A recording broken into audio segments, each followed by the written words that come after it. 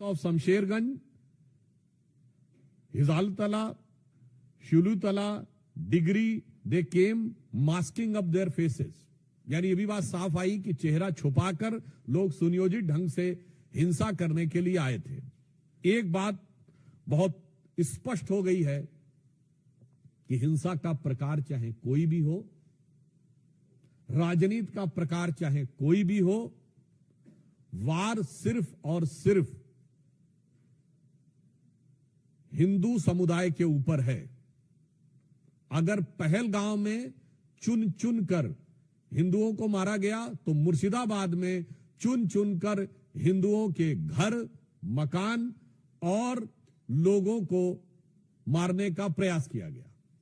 मुझे लगता है कि अब इसके बाद पश्चिम बंगाल सरकार के पास किसी प्रकार का मुंह नहीं रह गया है ये कहने का कि वहां पर हिंसा नहीं हुई थी।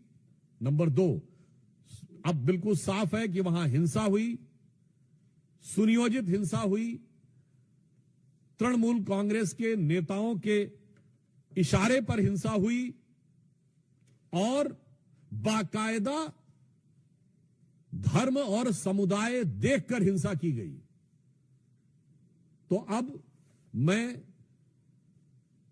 पश्चिम बंगाल की मुख्यमंत्री ममता बनर्जी जी से पूछना चाहता हूं कि उनके ममतामयी हृदय में कब वह करुणा जागेगी कि वो अपने नेताओं पर कार्रवाई करेंगे। ऑफ शमशेरगंज, हिजालतला, शुलूतला, डिग्री, they came masking up their faces. यानी ये भी बात साफ आई कि चेहरा छुपाकर लोग सुनियोजित ढंग से हिंसा करने के लिए आए थे। एक बात बहुत स्पष्ट हो गई है कि हिंसा का प्रकार चाहे कोई भी हो, राजनीति का प्रकार चाहे कोई भी हो, वार सिर्फ और सिर्फ हिंदू समुदाय के ऊपर है। अगर पहलगांव में चुन चुन कर हिंदुओं को मारा गया तो मुर्शिदाबाद में चुन चुन कर हिंदुओं के घर, मकान और लोगों को मारने का प्रयास किया गया। मुझे लगता है कि अब इसके बाद पश्चिम बंगाल सरकार के पास किसी प्रकार का मुंह नहीं रह गया है ये कहने का कि वहां पर हिंसा नहीं हुई थी।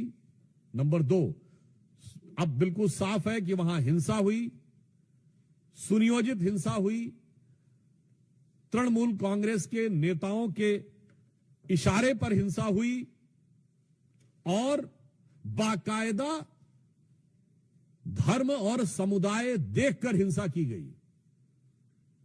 तो अब मैं